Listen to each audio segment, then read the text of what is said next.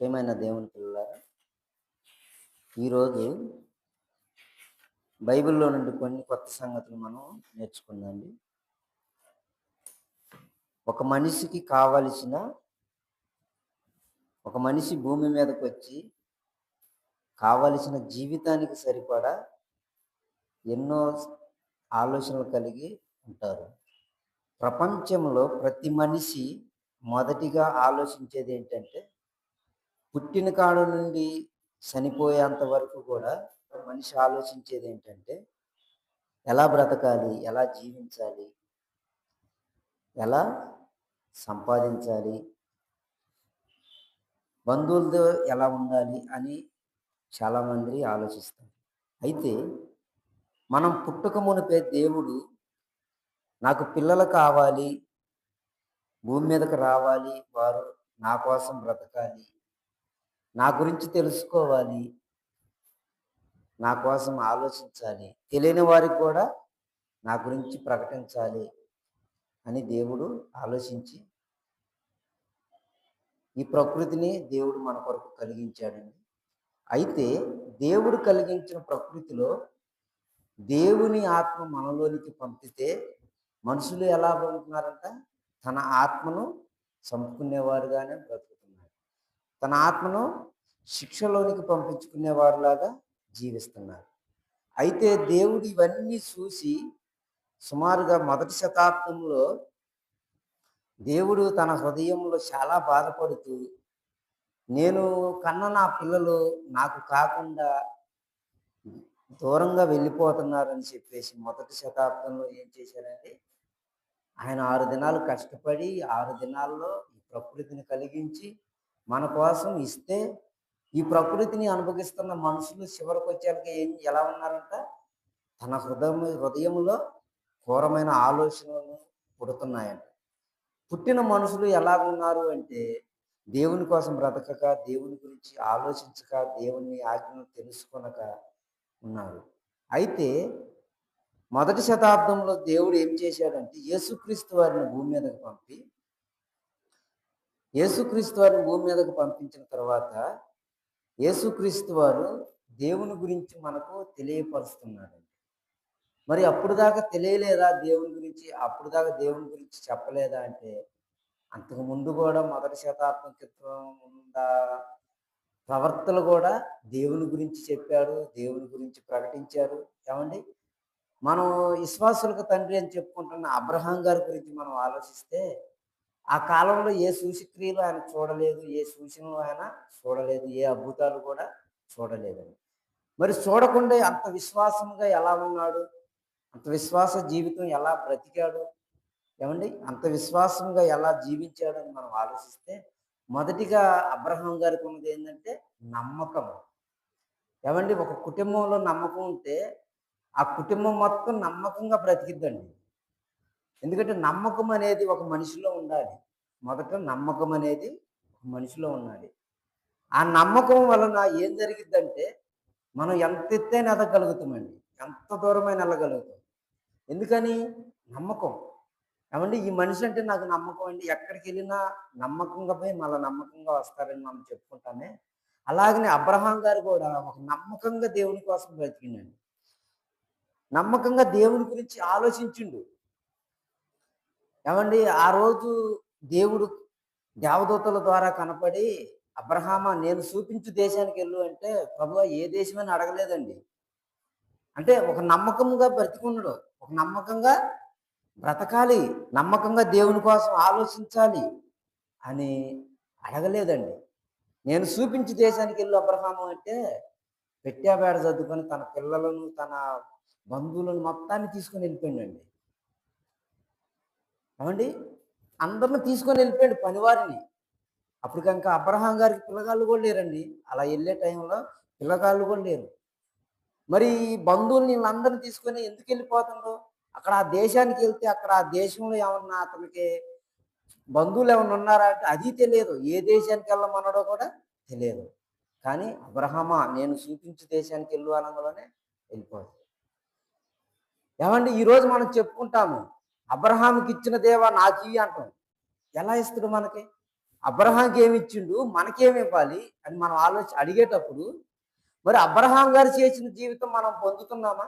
Abraham గారు దేవుడి మీద నమ్మకం పెట్టిండండి. చాలా నమ్మకం పెట్టిండు. చాలా నమ్మకం పెట్టిండు. మరి మనం ఈరోజు అలా కలిగి ఉన్నామా? అలా కలిగి లేమండి. అలా కలిగి, అలా బతికి, అలా జీవించట్లేదు మనం. కానీ దేవుడిచ్చిన ఆత్మను మనం ఏం చేస్తున్నాము? నరకానికి పంపేవారుగా ఉన్నామండి. నరకానికి పంపేవారుగా ఉన్నాం. అది యేసుక్రీస్తు వారు రాకముందు జరిగిన సందర్భం అండి. ఎందుకు? అబ్రహాం గారి గురించి తెలియపరచడానికి చెప్పుకున్న సందర్భం. అంటే యేసుక్రీస్తు వారు రాకముందు జరిగిన సందర్భాల్లో అబ్రహాం గారు అంత విశ్వాసంగా ఉంటే, మరి యేసుక్రీస్తు వారు వచ్చి, యేసుక్రీస్తు వారు ఎన్నో సందర్భాల్లో మిమ్మల్ని రక్షించుటకు నేను రక్షకుడిగా వచ్చాను అని చెబుతున్న సందర్భాల్లో చూస్తే మనం, మరి అప్పుడు నుంచి అన్న మనం మారుమనసు పొందామా అంటే అప్పుడు నుండి కూడా మనం మారలేదండి. ఏమండి, అప్పుడు నుంచి కూడా మనము మార్పు చెందలేదు.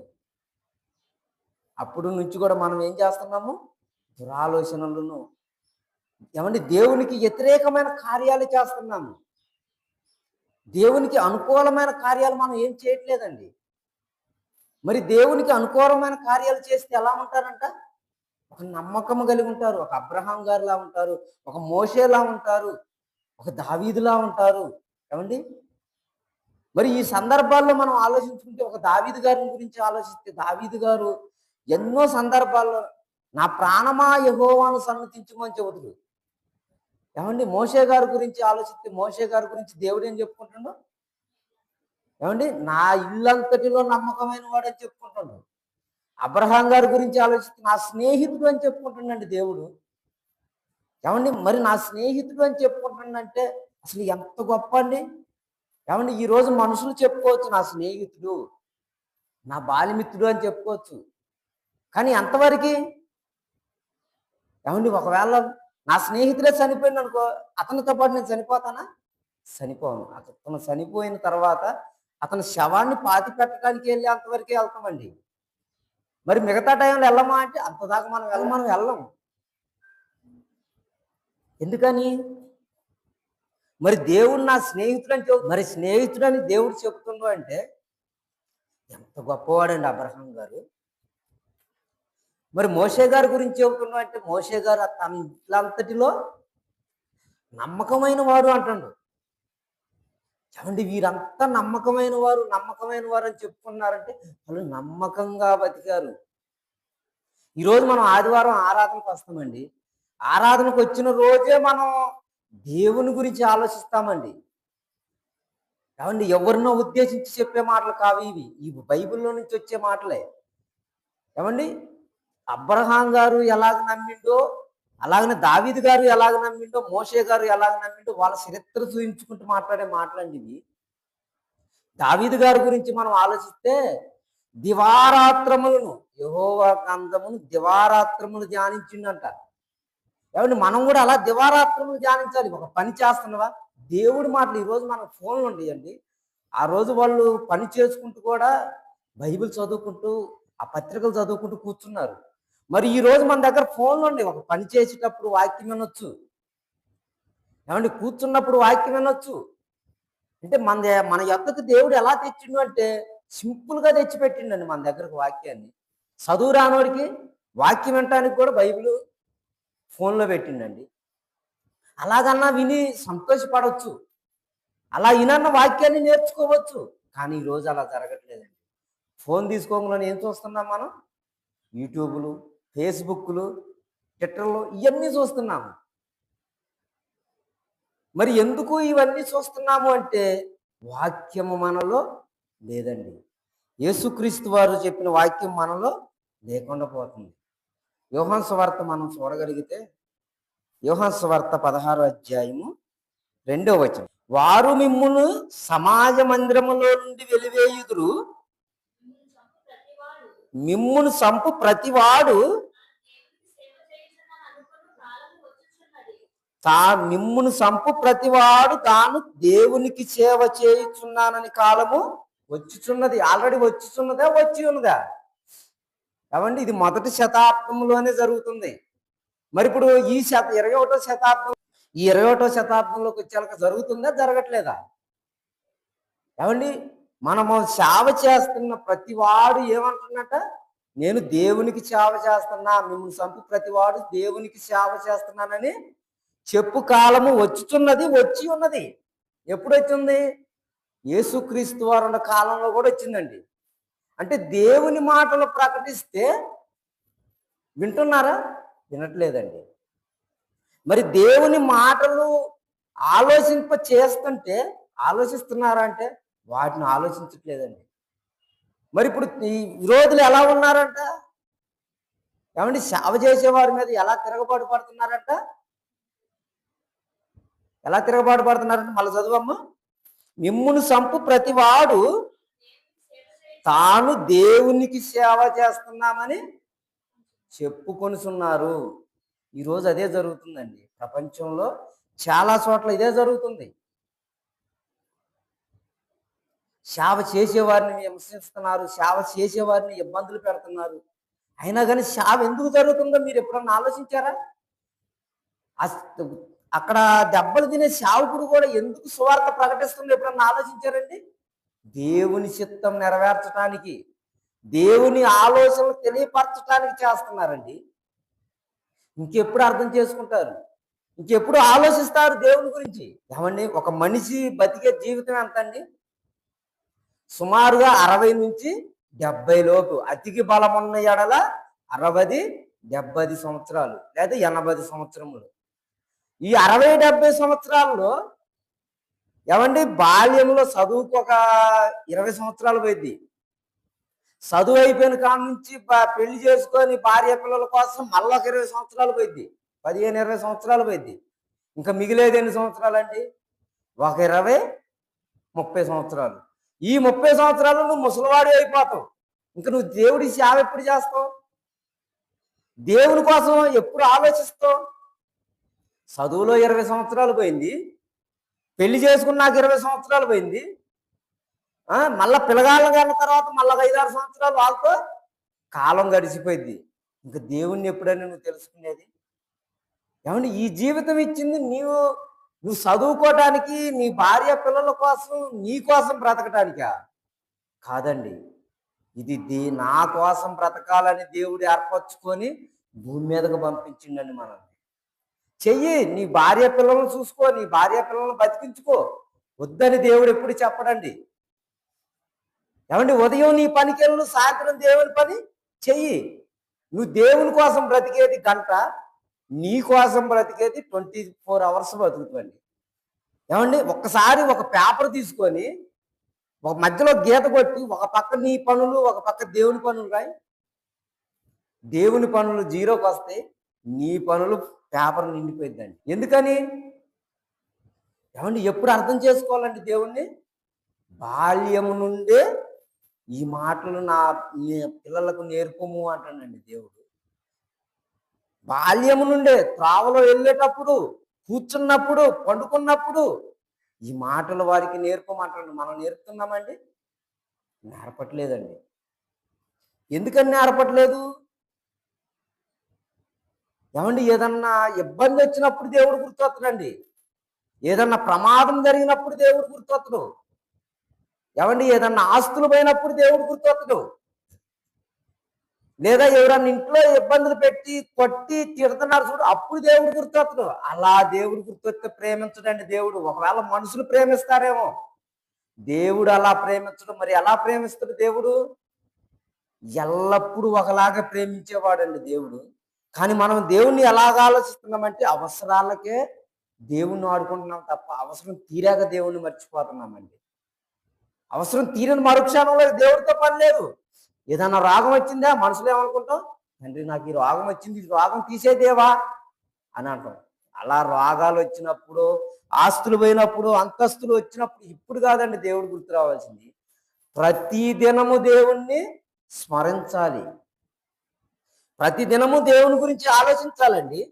యేసుక్రీస్తు వారు బైబిల్లో కొన్ని మాటలు మనకు నేర్పుతున్నాడండి. యేసుక్రీస్తు వారు మాట్లాడిన మాటలు మనం చూడగలిగితే మత్తయి సువార్త 23వ అధ్యాయం 15వ వచనంలో మనం చూడగలిగితే, 15వ వచనంలో మనం చూడగలిగితే శాస్త్రులు పరిచయాల గురించి మాట్లాడతారండి. ఏమండి ఇక్కడ యేసుక్రీస్తు వారు ఎందుకు ఈ మాట అంటున్నట్టు అయ్యో అయ్యో అంటున్నట్టు వాళ్ళకేదో ప్రమాదం జరిగి ఉంది, వాళ్ళకేదో ప్రమాదం పొంచి ఉన్నది. అయ్యో శాస్త్రులైన పరిచయులారా, వేషధారులంట. అంటే మందిరంలోకి వస్తేనేమో ప్రేమ చూపిస్తారు, బయటికి వెళ్ళిపోతే వేషధారణ. ఏంటి ఆ వేషధారణ అంటే లోనకు వచ్చినప్పుడు అయ్యో మనం మందిరంలోకి వచ్చిను, మందిరంలో ఎలా మాట్లాడాలంట, మంచిగా మాట్లాడాలంట. ఎందుకంటే దేవుడు వింటున్నా అనుకుంటారు, దేవుడు ప్రతి చోట వింటుండండి మన మాట. మందిరంలోకి వచ్చినప్పుడే ఉండకూడదు. అందుకే అయ్యో వేషధారులైన శాస్త్రులారా, పరిచయులారా, ఒక్కరిని నీ మట్టంలో కలుపుకొనుటకు మీరు సముద్రమును భూమిని చుట్టి వచ్చెదరు. ఏమంటే ఇక్కడ దేవుని వాక్యం చెప్పట్లేదంట. శాస్త్రులు పరిచయాలు ఏం చేస్తారంటే వారి మతంలో కలుపుకున్నారు. ఇదే చెప్తే బైబిల్ మతం అండి అన్నారు. బైబిల్ మతం కాదండి, దేవుని మార్గము. దేవుని మార్గం అండి బైబిల్, దేవుని మార్గము. వాళ్ళంట శాస్త్రుల పరిచయాలు వేషధారులైన శాస్త్రులారా అన్నారంటే వాళ్ళు వేషధారంతో బ్రతుకుతున్నారు కదా. ఏమంటే యేసుక్రీస్తు వారు స్వయంగా మాట అంటుండంటే వాళ్ళు వేషధారంతోనే ఉన్నారా? అవునండి, వేషధారణతోనే ఉన్నారు. వాళ్ళు దేవుని మార్గమును మర్చిపోయేలా చేస్తున్నారు. ఏమంటే దేవుని గురించి ప్రకటించడం వదిలిపెట్టి వారి గురించి చెప్పుకుంటున్నారు. అందుకే యేసుక్రీస్తు వారు పలుకుతున్న మాట అండి, అయ్యో శాస్త్రులైన పరిచయులారా, మీరు వేషధారణతో బ్రతుకుతున్నారు, మీరు వేషధారణతో జీవిస్తున్నారని చెబుతుండండి. ఒకనిని మీ మతములో కలుపుకున్నటకు సముద్రమును భూమిని చుట్టి వచ్చెదరు. అతడు కలిసినప్పుడు అతనిని మీకంటే ఎక్కువగా ఏంటి దేవుని మాటలు ఉన్నది ఉన్నట్టు వినకుండా ఉన్నది ఉన్నట్టు ఆలోచించకుండా ఉన్నవాడికి ఎలా ఉంటుందంట, రెండంతలు చెప్పిన వాడికంటే కూడా డబల్ అంట, రెండంతలుగా నరకపాయుతులుగా చేయుదురు. అంటే ఇప్పుడు నరకానికి పంపించేవారు ఎవరండి? ఇక్కడ నిలబడి చెప్పేవాడేనండి. ఏమని చెబుతుండో నరకానికి పంపించడానికి? ఉన్నది ఉన్నట్టు చెబితే నరకానికి పోడండి, పరలోకానికి వెళ్ళిపోతాడు. లేనిది కలిపి చెబుతున్నారు కాబట్టి ఇక్కడ యేసుక్రీస్తు వారు పలుకుతున్నాండి ఈ మాట. లేనిది కలిపి చెబుతున్నారు, అది మతం అని చెప్పుకుంటున్నారు ఇక్కడ. కానీ ఇక్కడ ఏమని ఉంటుంది? దేవుని మార్గం అని. యోహాను సువార్తలో ఉంటుందండి, నేనే మార్గమును సత్యమును జీవమును, నా ద్వారానే తప్ప ఎవడును నా తండ్రి యొద్దకు రాడని యేసుక్రీస్తు వారు చెబుతుంది. వీళ్ళు శాస్త్రుల పరిచయం ఏం చెబుతున్నారు? వాళ్ళు మతం గురించి చెప్పుకున్నారండి. అందుకే ఇక్కడ అయ్యో శాస్త్రులైన పరిచయాలారా అన్నారండి. అక్కడ ప్రమాదం పొంచి ఉంది, ప్రమాదం పొంచి ఉందని చెబుతుందండి.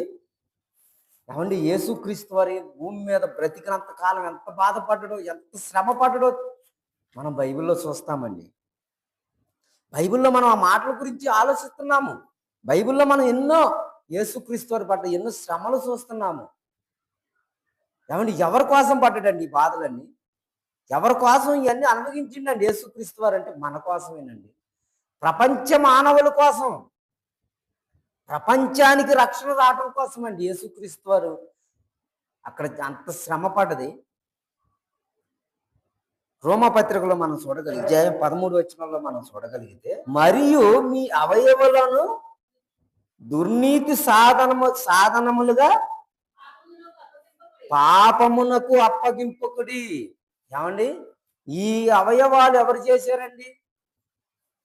ఏమండి ఈ అవయవాలు ఎవరిచ్చారు? అసలు ఎప్పుడన్నా ఆలోచించారా? ఒక చిన్న దుర్నీతి సాధనములుగా అప్పగింపకండి పాపానికంటే ఈ అవయవాలు ఎవరు చేశారు? నువ్వు చేసుకున్నావా? ఏమండి నువ్వు చేసుకున్నావా? లేకపోతే నీ తల్లిదండ్రులు చేశారా? లేకపోతే నీ బంధువులు చేశారా? ఎవరు చేశారు? ఇది దేవుడు చేసిండండి. ఎలా చేసిండు తెలుసా దేవుడు? ఏమండి దేవుడు ఎలా చేసిండో తెలుసా? ఆయన పని నిమిత్తం చేసుకుంటూ, ఆయన పని చేయాలని చేసుకుంటూ, కాళ్ళు ఎక్కడుండాలో, కాళ్ళు ఎక్కడుంటే నడుస్తావో, ఎక్కడుంటే అడుగు నిలబడిద్దో అని కాళ్ళకి సమానంగా పెట్టిండండి. ఏమండి చెయ్యి, ఏ చెయ్యి ఎక్కడ ఉండాలి, ఏమండి ఏ చెయ్యి అక్కడ ఉంటే ఏ పని చేయాలో సమానంగా పెట్టిండు. ఏమండి నీ కంటి చూపు ఉందా, నీ కంటి చూపు కానీ, ఏమండి పాడైన అన్నం నువ్వు తినకూడదు, నా పిల్లలు పాడైన అన్నం తింటే రోగాలు వస్తాయి అని ముఖ్య ఎక్కడ పెట్టిండు తెలుసు? నోటి అమ్మటే పెట్టిండండి, నోటి అమ్మటే పెట్టిండు.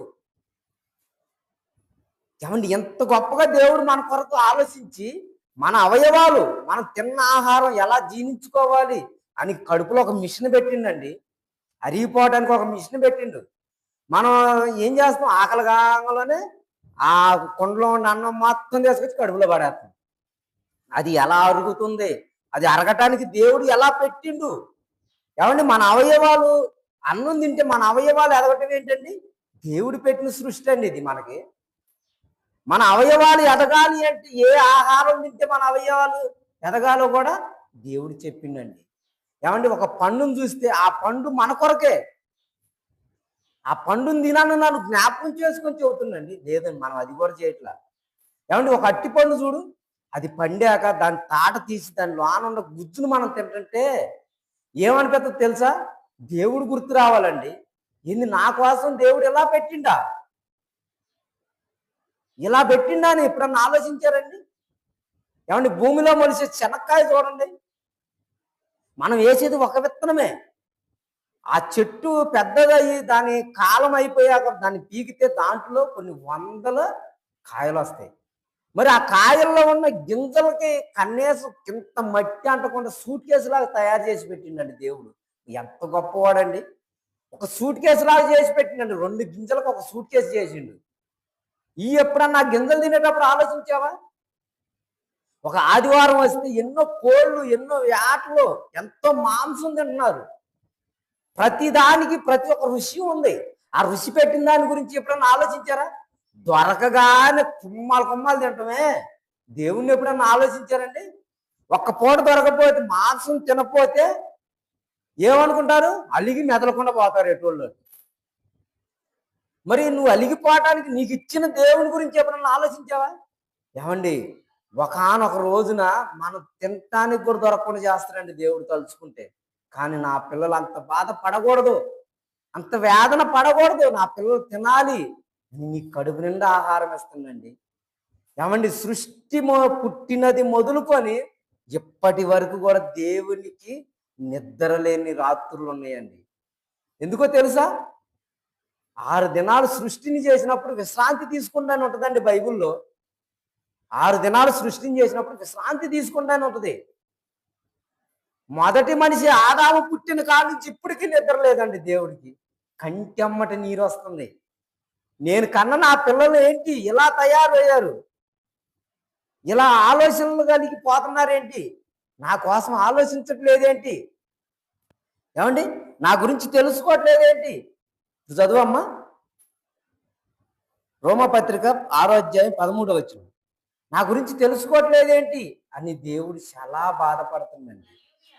మరియు నేనిచ్చిన ఈ అవయవాలను దుర్నీతి సాధనములుగా పాపమునకు అప్పగించకండి. అయితే అయితే మృతులలో నుండి సజీవులమనుకొని మిమ్మును మీరే దేవునికి అప్పగించుకునుడి. ఏమండి మనం సజీవులమే, కానీ ఇప్పుడు మృతులుగా బ్రతుకుతున్నాము.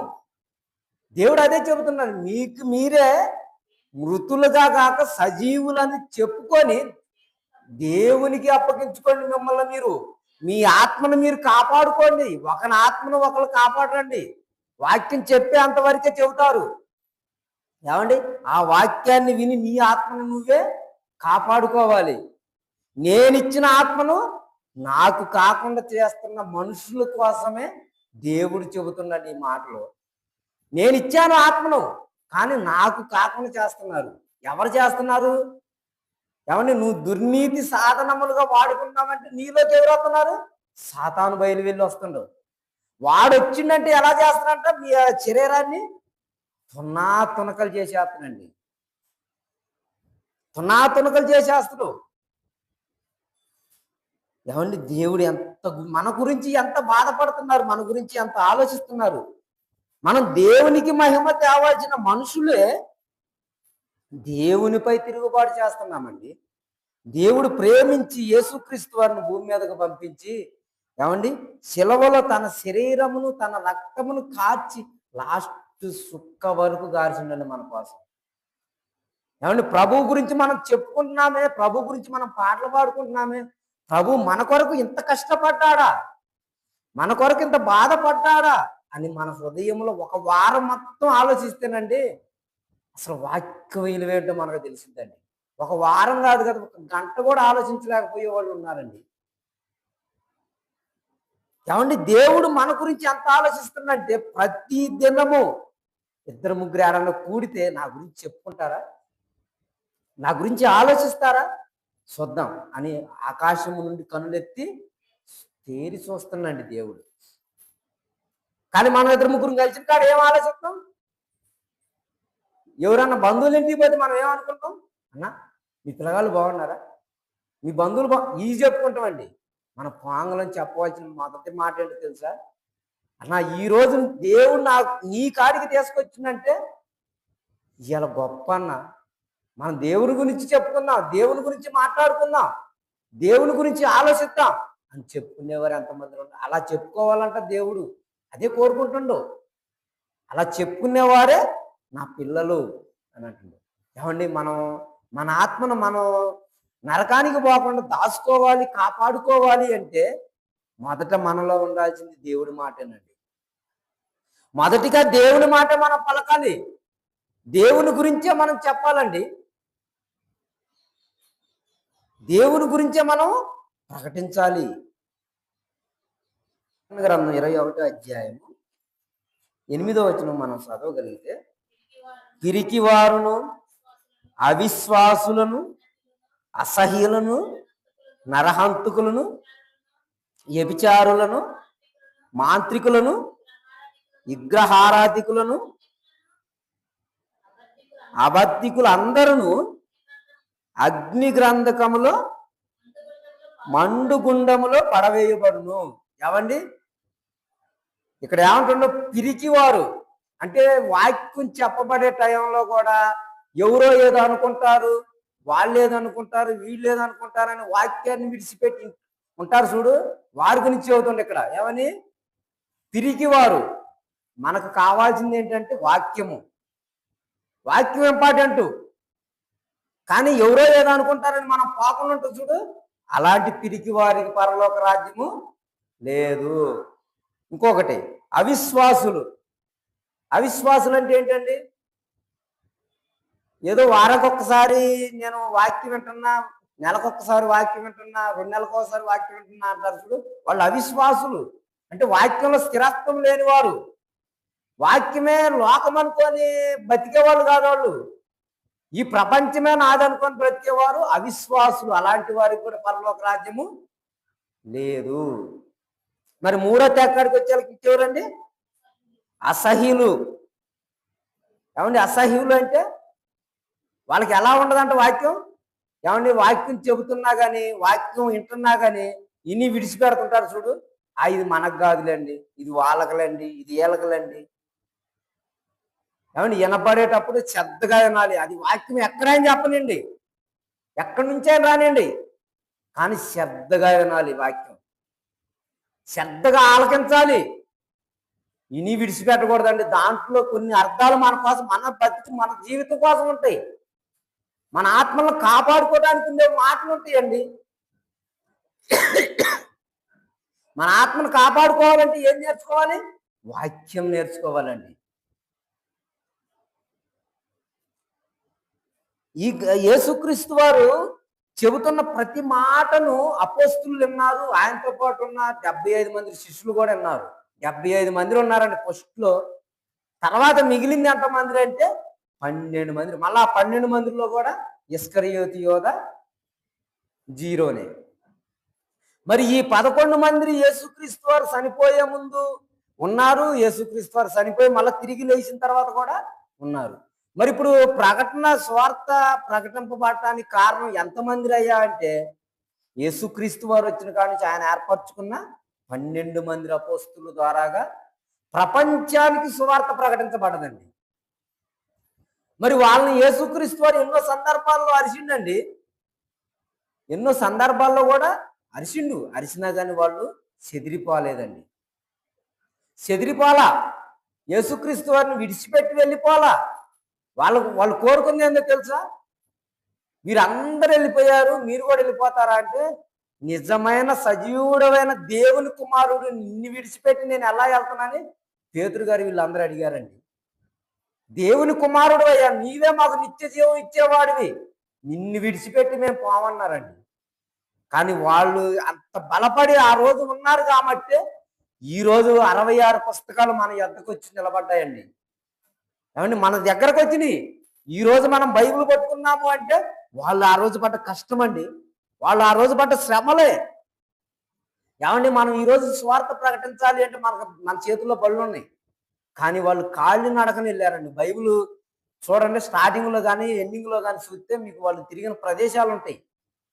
వాళ్ళు తిరిగిన ప్రదేశాల్లో కానొస్తాయండి. వాళ్ళు ఎన్ని కిలోమీటర్లు వెళ్ళారండి, సముద్ర ప్రయాణాలు చేశారు. ఏమండి, గుట్టల్లోకి వెళ్ళారు. నిజంగా అండి, వాళ్ళు ఆ రోజు విన్నవారు ధన్యులండి. వాస్తవంగా తిరిగిన వారు కూడా ధన్యులే. ఈరోజు మనం తిరగలేము. ఈరోజు ఒక మీటింగ్ జరుగుతుంటేనే మనం వెళ్ళలేమండి. ఈరోజు ఒకసారి స్వార్థ జరుగుతుంటేనే మనం వెళ్ళి కూర్చోలేము. కానీ వాళ్ళు ఖండాలు దాటి వెళ్ళారండి. ఆ ఖండాలు దాటి వెళ్ళారు కాబట్టి ఈరోజు మన దగ్గరకు బైబిల్ వచ్చిందండి. ఈరోజు మన ఎద్దకు బైబిల్ వచ్చింది. మనకు అవకాశం ఉన్నా మనం పోమండి. ఎందుకంటే ఆదివారం పోతే మరి తినడానికి మనకు టైం ఉండదు కదా. వాడి కడుపే వాడి దేవుడు అంటుండండి బైబిల్లో. దేవుణ్ణి విడిచిపెట్టి వాడి కడుపునే దేవుడు అని కొలుసుకున్న మనుషులు అయ్యారు ఇలా. ఇక్కడ వాళ్ళు ఏమంటున్నారు? ఏమంటే అపోస్తుల కాడికి వచ్చి మనం ఆలోచిస్తే అపోస్తులు ఎన్నో సందర్భాల్లో కూడా వాళ్ళు ఏమని మాట్లాడారో తెలుసా? ఏమంటే కొట్టడానికి వచ్చారు, చంపడానికి వచ్చారు, శాస్త్రుల పరిచయాలు, మీరు యేసునామం మనం చెప్పొద్దు అంటే ఏమన్నారు తెలుసా? మీరు చంపినాను, కొట్టినాను, తిట్టినాను, మేము యేసునామం ప్రకటించకుండా మానము అన్నారండి. తెగేసి చెప్పేశారు. మరి అలా చెప్పినప్పుడు వాళ్ళు కొట్టారా, తిట్టారంటే వాళ్ళు ఎన్నో కొరడా దెబ్బలు కొట్టారు, హింసించారు, రంపాలతో కోసారు. ఏమంటే స్టెఫెన్ గారిని అయితే బావిలో వేసి రాళ్ళేసి కొట్టారు కూడా అండి. ఏమంటే యేసుక్రీస్తు వారి కంటే కూడా ఇంకా శ్రమ పెట్టారు. ఎందుకని? వాళ్ళు ఆ శ్రమలన్నీ అనుభవించేది ఎందుకో తెలుసండి? యుగాంతమందున్న మనకు బుద్ధి కలగటానికే ఆ శ్రమలు గుర్తు చేసుకోమంటుండండి దేవుడు. మనల్ని గుర్తు చేసుకోమంటుండు, కానీ మనం ఇవన్నీ గుర్తు చేసుకోమండి. ఇవన్నీ మనం ఆలోచించాం. మనకు కావాల్సింది ఏంటి? ఒక అర్ధగంట, గంట వాక్యం విన్నామా, ఇది వెళ్ళిపోవటం వరకే. మరి దాన్ని ఎప్పుడు మనం అర్థం చేసుకునేది? ఏమంటే యేసుక్రీస్తు వారు ఇంకో మాట చెబుతున్నారు. యేసుక్రీస్తు వారి మాటల్లో మనం చూడగలిగితే నా మొదటి పత్రిక 3వ అధ్యాయం 16వ వచనం. ఏమండి, ఎవరు మన నిమిత్తం ప్రాణం పెట్టిందండి? మన స్నేహితులు ఏమైనా పెట్టారా? మన తల్లిదండ్రులు ఏమైనా పెట్టారా? ఏమన్నా మన భార్య పిల్లలు ఏమైనా పెట్టారా? ఇప్పుడు ప్రాణం పెట్టిన వాళ్ళు ఎవరు మరి? ఆయన మన నిమిత్తము, మన ఒక్కళ్ళ కోసం కాదండి, మన ప్రపంచంలో ఉన్న ప్రతి మనిషి కోసం చెబుతుండవు. ఆయన మన నిమిత్తము ప్రాణం పెట్టెను గనుక దీని వలన ప్రేమ ఎట్టిదని మనము తెలుసుకొనిచున్నాము. మనము కూడా మన సహోదరుల నిమిత్తము ప్రాణం పెట్ట బద్దులై ఉన్నాము. ఏమండి, యేసుక్రీస్తు వారు చెప్పిన మాటలు అపోస్తులు పాటించారండి. యేసుక్రీస్తు వారు చెప్పిన మాటలు అపోస్తులు పాటించారు. వాళ్ళు పాటించారు కాబట్టి మన యొద్దకు 66 పుస్తకాలు వచ్చినాయండి. ఈ గ్రంథం మన చేతికి వచ్చిందండి. ఈరోజు ఈ గ్రంథం మన చేతికి వచ్చిందంటే మనం కూడా మరి మన సహోదరుల నిమిత్తం ప్రాణం పెట్టబద్దులై ఉండాలి కండి. మన సహోదరులకు వాక్యం చెప్పేవారుగా ఉండాలి కదా. మన బంధువులకు వాక్యం చెప్పేవారుగా బ్రతకాలి కదా. ఏమండి, నేను మీ నిమిత్తము ప్రాణం పెట్ట బద్దులై ఉన్నాను, మీరును మీ సహోదరుల నిమిత్తము ప్రాణం పెట్ట బద్దులై ఉండుడి, సువార్త ప్రకటించుడి. ఏమండి, యేసుక్రీస్తు వారు ఎంత గొప్పగా చెబుతున్నారండి మన కొరకు. మన కోసం ఎంత ఆలోచించిండు. ఏమండి, ఒక్కడి గురించి ఆలోచించిందా, ప్రపంచం గురించి ఆలోచించిందండి? ప్రపంచం గురించి ఆలోచించు. మరి మన కుటుంబం అయితే మన గురించే ఆలోచిస్తాం. మన కుటుంబం ఎలా బ్రతకాలి, మన బంధువులు ఎలా మనం అలా ఆలోచిస్తాం. కానీ యేసుక్రీస్తు వారు అలా స్వార్థపరుడు కాదండి. స్వార్థపరుడు కాదు, ప్రపంచం కోసం ఆలోచించిండండి దేవుడు. ఆలోచించి యేసుక్రీస్తు వారిని భూమి మీదకు పంపించిండు. యాకోబు పత్రిక, యాకోబు రాసిన పత్రిక 1వ అధ్యాయము 21వ వచనం మనం చూడగలిగితే, అందుచేత సమస్త కల్మషమును ఎర్రవీగుతున్న దుస్తత్వమును మాని లోపల నాటబడి మీ ఆత్మలను రక్షించుటకు శక్తిగల వాక్యమును సాత్వికముతో అంగీకరించుడి. ఏమండి, మన లోపల నాటబడిన ఏముంది? మన లోపల కల్మషం ఉంది. వాటిని మాని మీ ఆత్మలను రక్షించుటకు శక్తిగల వాక్యమును సాత్వికముతో అంగీకరించమంటున్నాడు. మొదటి శతాబ్దంలో రాయబడ్డ మాటలండి. మనలో కల్మషం ఉంది, మనలో చాలా కల్మషం ఉంది. ఆ కల్మషాన్ని తీసివేసి దేన్ని నాటుకోమంటుండో? వాక్యాన్ని నాటుకోమంటుండండి. మన ఆత్మను కాపాడే శక్తిగల వాక్యాన్ని నాటుకోమంటుండో. ఏమండి, ప్రతి దినము ఆలోచించాలండి దేవుని గురించి. ఏమండి, ఒక వంట వండేటప్పుడు మనం ఆలోచిస్తే, వంట పొయ్యిని పెట్టాక ఒక టమాటాలు కానీ ఇంకేదన్నా కూర వండేటప్పుడు తుక ఉడికిద్దండి. ఏమండి, అది ఉడికేటప్పుడు కింద మంట మండుతుంటే పైన ఏం జరుగుతుంది? మనం నీళ్ళు పోసిన గిన్నెలో నీళ్ళు పోసి దాంట్లో కాయలు వేసిన కూరగాయలు కానీ ఇవన్నీ వేసినప్పుడు అవి ఏమవుతుంది? తుక ఉడుకుతుంది. ఆ ఉడికేటప్పుడు ఒకటి నీకు గుర్తు రావాలి. ఏంటో తెలుసా? ఏంది ఇంత మంట పెడితే ఇది కూరగాయలు ఎట్లా ఉడుకుతున్నాయే, మనం చనిపోయిన తర్వాత మనం దేవుని కోసం బ్రతకపోతే మన ఆత్మ కూడా ఇలాగే కాలిద్దా అని గుర్తు రావాలండి. ఏమండి, నువ్వు బియ్యం పోసేటప్పుడు ఒక బియ్యంగానే ఉంటాయి, నీళ్ళు పోసేటప్పుడు నీళ్ళుగానే ఉంటాయి. ఈ నీళ్ళు బియ్యం ఈ గిన్నెలో పోసి కింద మంట పెడితే ఏమవుతుంది? ఉడికి అన్నం అవుతుంది. ఉడికి అన్నం అయితే ఇక్కడ మనం చనిపోయి దేవుని కోసం బ్రతకక చనిపోతే మన శరీరం అక్కడ అల్లాడి ఆకలి వేస్తుంటుందండి. అక్కడ ఏది ఉండదు, పని ఉండదు, ఆకలి ఉండదు, ఏముండదు. ఏడవటం పళ్ళు కొరగటం. అందుకే ఏమంటండి, ఇప్పుడు విరవీగుతున్న దుష్టత్వమును మాని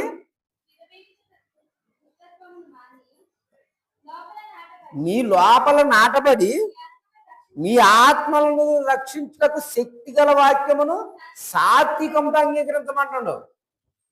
ఏమండి, ఒకవేళ మనం ఆ వాక్యాన్ని అంగీకరించలేదా ఎక్కడ పోతాం? నరకంలో, నరక పాత్రులు అవుతాం. మరి నరకానికి పోతే అక్కడ ఏముంటది? అక్కడ అగ్ని ఆరదు, ఆత్మ సావదు. అంటే ఇప్పుడు మన ఆత్మను ఎవరు కాపాడుకోవాలి? మన ఆత్మను మనమే కాపాడుకోవాలి. మన ఆత్మను కాపాడుకోవాలంటే మనలోకి ఏమి రావాలి? శక్తిగల వాక్యము మనలోకి రావాలి. ఆ శక్తిగల వాక్యము రావాలంటే మన మనసు ఎడగట్టాలి, దేవుని వైపు చూడాలండి. దేవుని వైపు మళ్ళాలి, దేవుని గురించి తెలుసుకోవాలి, దేవుని గురించి ఆలోచించాలండి.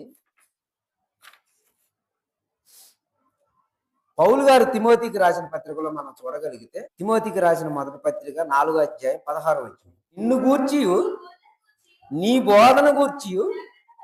ఏమండి, ఇక్కడ యేసుక్రీస్తు వారు చెప్పిన మాటలు పౌలు గారు మనకు చెబుతుందండి. బోధన గురించి జాగ్రత్త పడాలి, లేకపోతే మన ఆత్మ ఎలా పోయిందంట? నరకానికి జారిపోద్దంట. నిన్ను గూర్చి నీ బోధన గూర్చి. ఎవరిని చెప్పేవాడు కూడా జాగ్రత్త పడాలి. నేను వాక్యము బైబిల్లో ఉన్నట్టు చెబుతున్నానా, లేకపోతే నేను కూడా నరకానికి పోతా? లేదేమని చెబుతున్నానా ఆలోచించాలి. ఉన్నట్టు చెబితే పరలోకానికి వెళ్తాం, లేదా ఉన్నట్టు చెప్పకపోతే నేను కూడా నరకానికి పోతామని ఆలోచించాలండి. నిన్ను గూర్చి నీ బోధన గూర్చి జాగ్రత్త కలిగి ఉండి వీటిలో నిలకడగా ఉండుము. నీవు ఇలాగు చేసి నిన్నును నీ బోధ వినువారిని రక్షించుకుందువు. ఏమండి ఎలాగ చేస్తే బాధ ఎలా చేయాలంట? బైబిల్లో ఉన్నది ఉన్నట్టే చెప్పాలంట. దేవుని వాక్యం ఉన్నది ఉన్నట్టే చెప్పాలి. ఎవరో ఏదో అనుకుంటారని మార్చకూడదు. ఏమండి ఎవరో ఏదో అనుకుంటారని పొరపాటును కూడా మార్చకూడదు. ఉన్నది ఉన్నట్టే చెప్పాలి. తిమోతి గారికి చెబుతుందండి, నువ్వు బాధ గురించి జాగ్రత్త పడు. నువ్వు జాగ్రత్త పడితే నిన్ను చూసి ఇంకొకరు జాగ్రత్త పడతారు, వారిని చూసి ఇంకొకరు జాగ్రత్త పడతారు. ఏమండి ఇక్కడ ఏమంటుండో, బాధను గురించి జాగ్రత్త పడు, లేదంటే నువ్వు నరకానికి పోతావు, నీతో పాటు ఉన్నవారు కూడా నరకానికి జారిపోతారని చెబుతుండు. ఏమండి యేసుక్రీస్తు వారు చెబుతున్న మాట, ప్రతి మాట కూడా ఎక్కడ పొల్లు పోదండి. ఆకాశము భూమి అయినా గతించునేమో కానీ దేవుని మాటలు గతించవు. ఏమంటే యేసుక్రీస్తు వారు కొన్ని మాటలు మళ్ళీ చెబుతున్నారు. మనం ఆ మాటలు చూడగలిగితే యోహాను సువార్త 8వ అధ్యాయం 44వ వచనం. ఏమంటే యేసుక్రీస్తు వారు చెబుతున్నాడు అంటే మనం దాని గురించి బాగా ఆలోచించాలండి. ఇక్కడ యేసుక్రీస్తు వారు ప్రతి విషయంలో నా తండ్రి అని చెప్పుకుంటున్న యేసుక్రీస్తు వారు ఇప్పుడు ఇక్కడ ప్రజలకు వచ్చేలాగా ఏం చెబుతుందంటే, మీరు మీ తండ్రియగు అపవాది సంబంధులు, మీ తండ్రి దురాశలను నెరవేర్చుకోరుచున్నారు. వాడు ఆది నుండి నరహంతకుడు, వాడు సత్యమందు నిలిచిన వాడు కాదు. వాడి అందు అసలు సత్యమే లేదు. ఆ రోజు ఆదాము అవ్వను మోసం చేసింది వాడే. ఎందుకంటే ఆది నుంచి మోసం చేసుకుంటూ వస్తూనే ఉన్నాడు. ఈ రోజు కూడా మోసం చేస్తూనే ఉండవు. ఏమండి ఒక సేవకుడికి నచ్చినట్టుగా చెబుతుంది కానీ దేవుడికి నచ్చినట్టు సేవకుడు చెప్పట్లేదండి. ఈరోజు దేవునికి అనుకూలమైన మాటలు చెప్పట్లేదు. ఒక సేవకుడి వైపు మళ్ళీ తట్టు మాట్లాడుకుంటాడు. మరి దేవునికి అనుకూలంగా ఎందుకు చెప్పట్లేదు అంటే, వాడు అపవాదిగాడు మన అనుకున్నాడండి. వాడు ఏం చేస్తాడంట, నువ్వు సత్యవాక్యం ప్రకటిస్తే వాళ్ళు మారతారు, వాళ్ళు మారి పరలోకానికి వెళ్తారు, అలా వెళ్ళకూడదని మనలోకి వచ్చి మార్చివేస్తారని బోధన. అందుకే పౌలు గారు చెబుతుండు, నిన్ను గూర్చి నీ బోధన గూర్చి జాగ్రత్త పడుము అని ఎందుకు చెబుతున్నా అనుకున్నావు? ఎవరిని ఎందుకు చెబుతున్నా అనుకున్నావు? పౌలు గారికి తెలియక చెబుతున్నా అనుకున్నావా? పౌలు గారు అనవగించి ఉన్నాడు కాబట్టి చెబుతుండండి. ఎందుకంటే ఆ పరలోక రాజ్యాన్ని రుచి చూచిండు కాబట్టి చెబుతుందండి. అది రుచి చూచిన వాడు ఎలా ఉంటాడో తెలుసా? ఎలా ఉంటాడో తెలుసా అండి? దేవుని గురించి ప్రతి దినము ఆలోచిస్తాడండి. నువ్వు పని చేయి, ఇంటికాడు ఉండు, ఎక్కడికైనా వెళ్ళు, ముందు దేవుడి మాటలే వాడు చెవుని పడుతుంటాయి. ఒకవేళ ఈ మాటలన్నీ విడిచిపెట్టేవాడు ఎలా ఉంటాడంట? లోకాశల్లో పడిపోతాడండి. లోకంలో కలిసిపోతాడుగా. లోకంలో కలిసిన వాడి గురించి చెబుతుందండి ఇక్కడ. కింద చదువమ్మా. మీరు మీ తండ్రి యగు అపవాది సంబంధులు, మీ తండ్రి దురాశలు నెరవేరుస్తున్నారు. ఎందుకంటే శరీరంతో ఏం చేస్తున్నట్ట, మనల్ని శరీరాన్ని తయారు చేసిన దేవుణ్ణి విడిచిపెట్టి ఎవడో వచ్చి అద్దెకుండే, ఈ శరీరంలో అద్దెకుండే వాడు మాట్లాడుతున్నారండి. వాడే అపవాదిగాడు. మన శరీరంలో అద్దెకుండాల్సిన అద్దెకుంటుండండి వాడు. ఎందుకంటే మనలో ఏముంది, ఎర్రవీగుతున్న కలమషం ఉంది, దుష్టత్వం ఉంది. ఈ దుష్టత్వం మనలో ఉంది కాబట్టి వాడు వచ్చి మనలో కూర్చుండు. ఇప్పుడు ఎవరు మాట్లాడుతున్నాం మనం? ఏమండి నలుగురు ఒకసారి కూర్చున్న కాడ దేవుడు మాటలు వినపడతాయా, వేరే మాటలు వినపడతాయా? దేవుడు మాటలు వినపడవండి, వేరే మాటలు వినపడతాయి. అదే నలుగురు ఒకసారి కూర్చున్న కాడ దేవుడు మాటలు వినపడితే ఏమైతే, వాడు మన దగ్గర కూడా రాడు, వాడు మన సాయాలకు కూడా నిలబడ్డు అపవాదిగాడు. అర్థమైందా? వాడు మన సాయాలకు కూడా వచ్చి నిలబడ్డండి. కింద చదువమ్మా. వాడి యందు సత్యమే లేదు, వాడు అబద్ధమాడినప్పుడు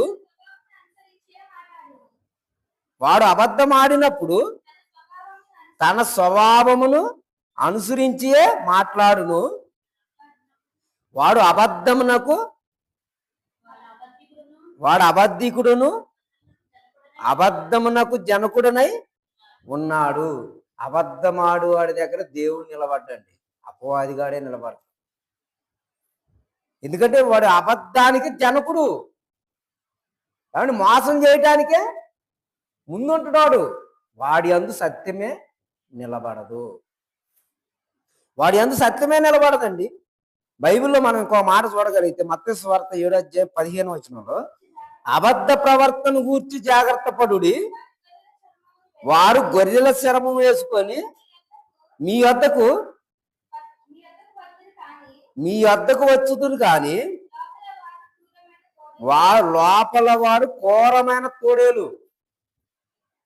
ఏమంటే ఘోరమైన తోడేలు. అది ఎప్పటి నుంచి ఉంది? అది యేసుక్రీస్తు వారి కాలం నుంచే వచ్చిందండి అది. ఏమంటే యేసుక్రీస్తు వారు సత్యం చెబుతుండ్రు. సత్యం చెబుతుంటే ఆయన సత్యాన్ని పక్కన పెట్టి వీళ్ళు ఏమంటున్నారంట? సూచక్రియల కోసం వచ్చారు. యేసుక్రీస్తు వారు సత్యం చెబుతుంటే సత్యమైన మాటలు వినాలి, కానీ వాళ్ళు యేసుక్రీస్తు వారి దగ్గరికి దేనికి వస్తున్నారు? భోజనం పెడతారని వస్తున్నారు. వచ్చారండి, బైబిల్ అదే మాట ఉంది. నేను సొంతగా చెప్పే కాదు, భోజనం పెడతారని వస్తున్నారు. ఏమండి యేసుక్రీస్తు వారు ఎటు వెళ్తే, ప్రభు నువ్వు ఎటు వెళ్తే అటు వస్తామని ఎందుకు చెబుతున్నారు అనుకున్నావు? ఆయనకు కావాల్సిన ఇందు అక్కడ జరుగుతుంది, సూచక్రియలు జరుగుతున్నాయి, అవి చూడటానికి వచ్చేవాళ్ళు ఉన్నారు. ఏమండి రోగాలు పోగొడుతున్నారు, రోగాలు పోగొట్టుకునే వాళ్ళు వచ్చేవాళ్ళు ఉన్నారు. వీళ్ళందరూ పరలోక సంబంధమైన వాళ్ళు అంటే కాదండి. మరి దేనికి సంబంధించి వస్తున్నారంటే రోగాలు పోవటానికి వస్తున్నారు, భోజనం తినటానికి వస్తున్నారు, ఏమండి సూచక్రియలు చూడటానికి వస్తున్నారు, ఏమండి ఎన్నో అద్భుతాలు చేస్తున్నారు యేసుక్రీస్తు. ఇవన్నిటిని చూడటానికి వస్తున్నారు. ఒక్కళ్ళన్నా ప్రభు పరలోకానికి వెళ్ళటానికి మాకు అర్హత ఎలా ప్రభు అని అడిగిన వాళ్ళు ఉన్నారండి? ఎవరు అడగలేదండి. మరి వాళ్ళల్లో ఒక ఆమె అడిగిందండి, తన ఇద్దరు కుమారుల గురించి అడిగింది, మళ్ళీ ఆ తల్లి గురించి అడగల. ఏమండి వాళ్ళిద్దరు కుమారుల గురించి అడిగింది. మత్తయి సువార్త 20 ఉంటుంది. జబదేయి కుమారుల తల్లి అండి. ఏమని అడిగిద్దో తెలుసా? ప్రభువా నీ కుడి వైపున ఒకరిని, నీ ఎడమ వైపు ఒకరిని ఉంచుకుంటావా ప్రభు అని అడిగిందండి. ఎంత గొప్ప తల్లి అండి! ఏమండి ఎంత గొప్పగా అడిగిందండి. మరి వీళ్ళు దేనికి వచ్చారు? సూచక్రియల కోసం, అద్భుతాల కోసం, ఎన్నో స్వస్థతల కోసం వచ్చారు. ఆ జబదేయి కుమారుల తల్లి ఎలా అడుగుతుంది? మత్తయి సువార్త 20 అమ్మ. అప్పుడు జబదేయి కుమారుల తల్లి తన కుమారుని తీసుకొని వచ్చిందండి. ఒక్కటి రాలా, మళ్ళా తన కుమారుని ఆయన వద్దకు తీసుకొని వచ్చి నమస్కారం చేసి ఒక మనవి చేయి కోరుచుంది. చదువమ్మా.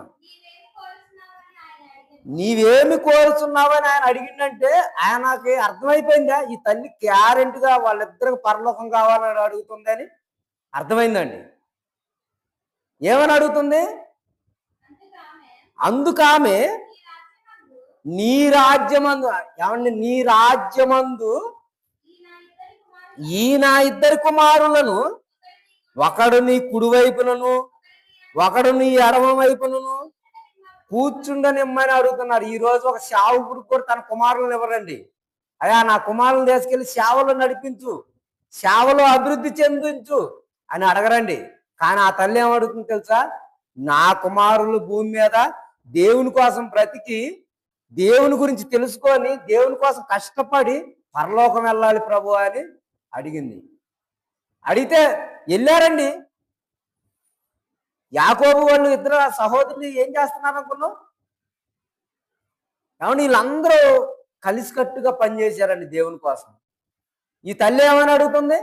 కుడివైపున ఒకరిని, జనం పరలోకంలో అడుగు పెట్టడం కాదండి ఆ తల్లి అడిగేది. యేసుక్రీస్తు వారికి కుడివైపున ఒకరిని, ఎడమ వైపున ఒకరిని అడుగుతుంది. ఏమండి ఈరోజు ఆ తల్లులు ఉన్నారా? కానీ ఆ తల్లులుంటే ధన్యులండి. అలాంటి తల్లులుంటే ధన్యులు. తన కుమారుల్ని దేవుని కోసం బ్రతకాలండి. బ్రతికినన్నాళ్ళు మనల్ని బ్రతికించడానికేనా?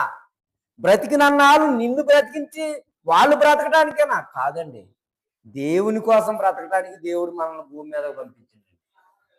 ఏమండి 6 దినాలు చేసింది ఈ సృష్టిని. ఏమండి 6 దినాలు ఈ సృష్టి చేసి 6 దినాలు నా కుమారుడికి ఏం కావాలి? ఒక యాపిల్ కాయ కావాలా, ద్రాక్షకాయ కావాలా, బత్తాయికాయ కావాలా, అట్టి పండు కావాలా, ఏ పండు కావాలంటే ఆ పండు కోసుకొని తింటా, మామిడి పండు కావాలి, ఏది కావాలంటే తినటం కోసం ప్రకృతిలో ఎన్నో పెట్టిండండి దేవుడు. మనం తినే కొన్ని కానొస్తుంది, తినని కొన్ని లక్షల పదార్థాలు ఉన్నాయండి. ఏమండి అడవిలో కొన్ని లక్షల పదార్థాలు ఉన్నాయి, మనం తినలేము. మనం తినే కొన్ని లక్షలు కానొస్తున్నాయి, అసలు లెక్కేయడానికి కూడా మనకు అంచనా చాలండి. ఏమండి ఒక పక్షిని చూడండి, అది మన కోసమే. ఒక మేకను చూడండి, అది మన కోసమే. మరి నువ్వెవరి కోసం? ఏమండి ఈ పక్షులు తింటున్నావు, మేకలు తింటున్నావు, కోళ్ళు తింటున్నావు, ఏమండి ఇవన్నీ తింటున్నావు. చివరి కుక్కలు తినేవాళ్ళు కూడా ఉన్నారండి వేరే రాష్ట్రాల్లో. మరి ఇవన్నీ తిన్న నువ్వు దేవుని కోసం ఏం చేస్తున్నావు? ఏమన్నా దేవుని కోసం ఏం బ్రతుకుతున్నావు? ఏమన్నా నీ ఆస్తి అడిగిందా, నీ అంతస్తు అడిగిందా, నీ రాజ్యాలు ఏమనడా? ఆయన రాజ్యంలోకి రావటానికి దేవుని తెలుసుకొని రామంటుండండి. ఆయన రాజ్యంలోనికి రావడానికి వాక్యం వినమంటుండు. ఏమండి నోవాహు గారు ఏం చేసిండో తెలుసు? 100 సంవత్సరాలు సువార్త ప్రకటించిందండి. నడువుల్లో వారను గడపని నిర్మిస్తుంటే ఎగతాళి చేశారండి నోవాహు గారిని. ఏమని తెలుసా? ఏంది ఎక్కడి నుంచో వరద ఇక్కడికి వచ్చిద్దా, నోవాహు నువ్వు ఇక్కడ వాడ కడుతున్నావా అని ప్రతి దినం ఆయన ఎగతాళి చేస్తున్నారు. నోవాహు గారు అయినా కానీ వెనక్కి తిరిగి చూడలేదండి. వెనక్కి తిరిగి వాడ కట్టిండు, వాడ నిర్మించిండు. 40 రాత్రులు 40 పగళ్ళు ఆకాశ తూములు ఎప్పబడి ప్రచండమైన వర్షం పడదండి. అరారాతులు కొండలు మునిగిపోయి, ఏంది 6 అడుగుల మనిషిని చంపడానికి అరారాతులు కొండలు మునగాల ముంచిండండి దేవుడు. దేవుని ఉగ్రత అలా ఉంటది. దేవుని ఉగ్రతను ఆపే దమ్ము ఎప్పటికీ లేదండి. కానీ మనం భూమి మీద ఉండగానే దేవుని కోసం బ్రతకాలి. భూమి మీద ఉండగా మన ఆవిష్కారం ఉండగానే దేవుని గురించి తెలుసుకోవాలండి. ఏమండి అరారాతులు కొండలు మునిగి అంత వర్షం వచ్చింది అంటే దేవుడు ఏ రీతిలో ఆయన కోపం ఉందో చూడండి. 8 మంది రక్షణలోకి వచ్చారు. మరి 8 మందిలో నీతిమంతుడు ఎవరయ్యా అంటే నోవాహు ఒక్కడే. నోవాహుని బట్టి వాళ్ళు రక్షణ పొందారు, ఎందుకంటే వాళ్ళ కుటుంబం పొందింది. నోవాహుని బట్టి వాళ్ళు రక్షణ పొందారు తప్ప నీతిమంతుడు ఎవరయ్యా అంటే నోవాహు ఒక్కడేనండి. తరానికే ఒక్కడు నీతిమంతుడు అని చెప్పిందండి. 100 సంవత్సరాలకు ఒక్క తరానికి ఒక్క నీతిమంతుడు ఎవరయ్యా అంటే నోవాహు ఒక్కడే. ఈ తరంలో నీతిమంతులు నువ్వు తప్ప ఎవరూ లేరని చెప్పిందండి దేవుడే, స్వయంగా చెప్పిండు. ఏమండి ఈ రోజు మనం నీతిమంతులుగా బతుకుతున్నామా? నీతిమంతులుగా జీవిస్తున్నామా? ఆలోచించండి. ఏమండి ఆలోచించండి.